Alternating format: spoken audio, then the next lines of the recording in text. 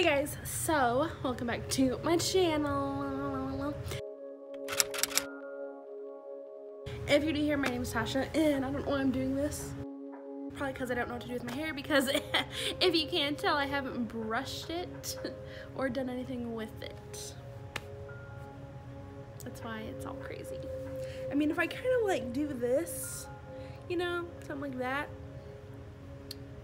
it looks kind of bedhead, like I meant for it to look like this, but no, this is just my hair after it's came out of a ponytail. So yeah, I played with the Anastasia Beverly Hills Prism plus brow stuff that I showed in my vlog from yesterday, even though right now it's still the same day. You get what I'm saying? I filmed that today, but that's went up yesterday. Today's going up tomorrow. Today, alright, anyways, so I'm pretty dang impressed though with the Prism palette. Like, look at this beauty.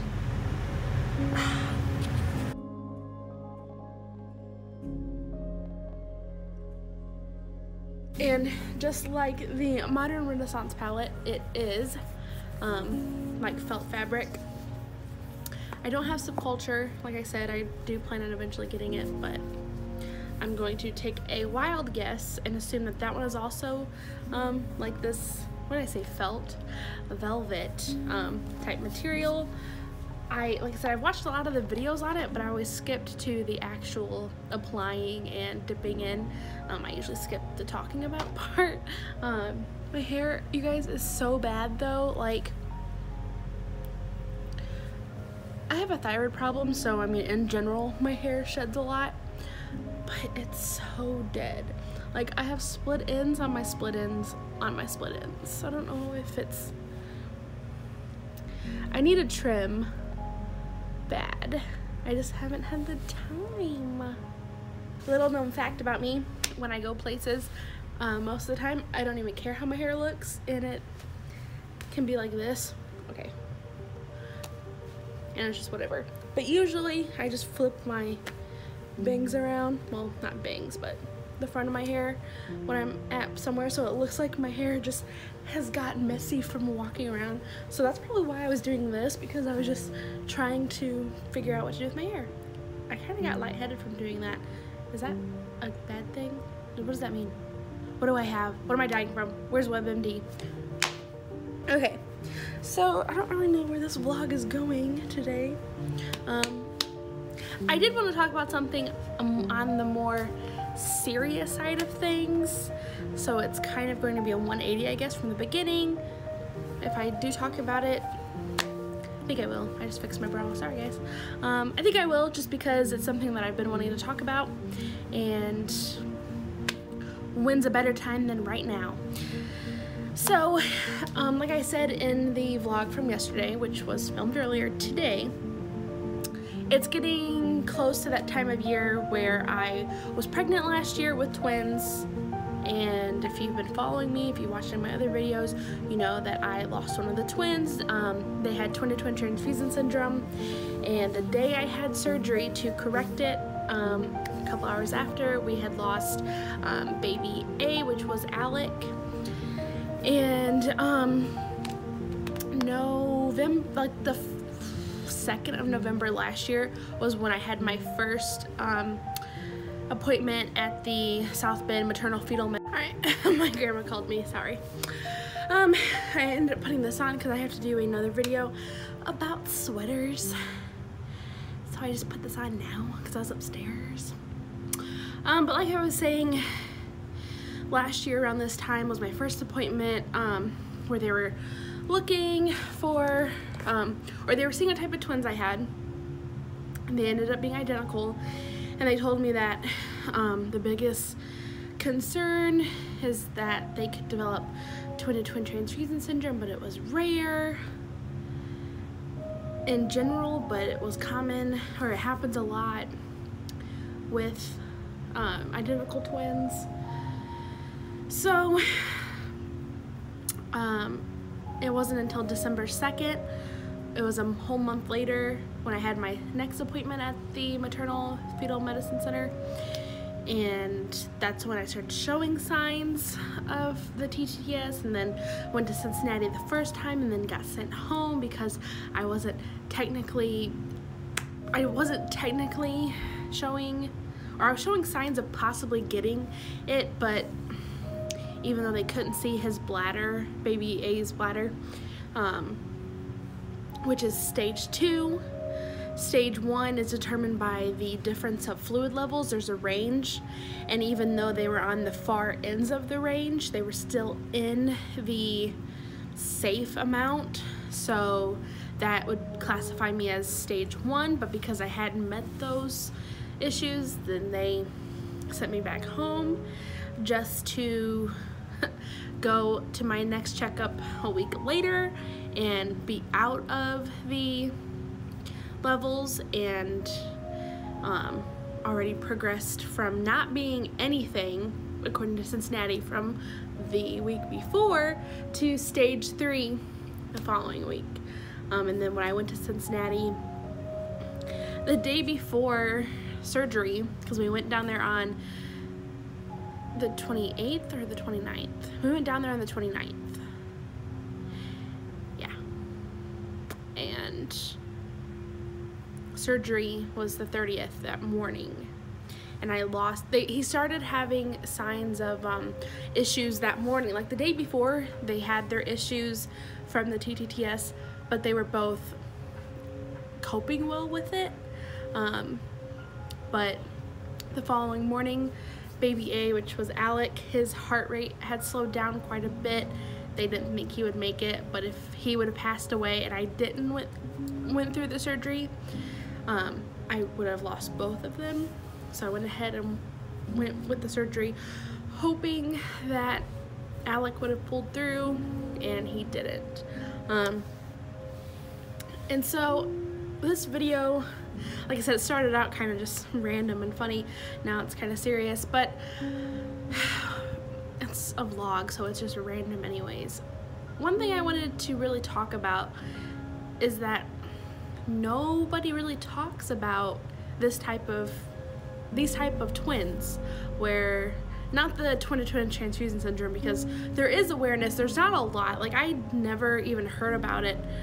I never thought I had heard about it until this happened to me, but actually there's a Grey's Anatomy episode. The episode when Addison, spoilers if you are just starting Grey's Anatomy, but I mean, this was like 2005, so just, if you want to turn it off now, I guess turn it off, but you know, this was like over 10 years ago.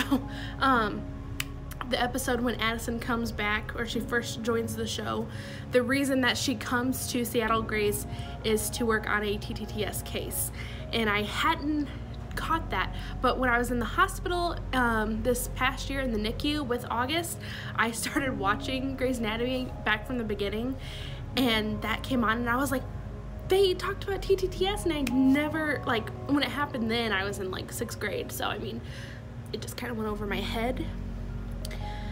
But it really like hit me since I had went through it when I watched it that time.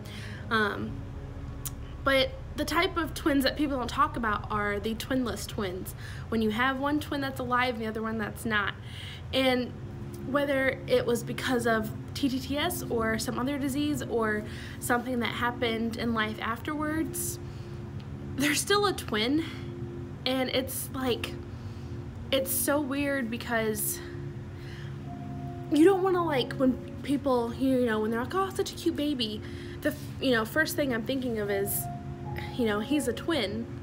But I don't bring it up because it's just weird to me to, like, push the fact that he has a twin that passed away on others, because it's almost like I feel like people would think that I'm wanting sympathy.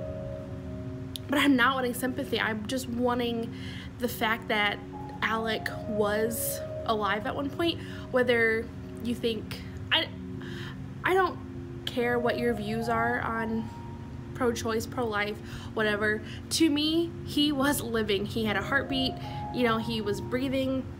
He was alive at one point. Not outside of the womb, but inside of the womb. He was alive. And, you know, I just want that recognition. I want people to know that he was a twin. Like, I still think that is so cool. And it's sad that Alec's not here, but I don't know, I just want that recognition that he was here, and that August is a twin.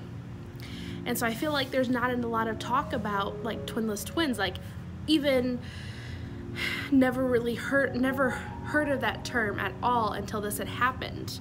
And I had just thought of it on my own, like when I was doing, I think, hashtags for an Instagram post about TTTS, and I was like, he's a twinless twin.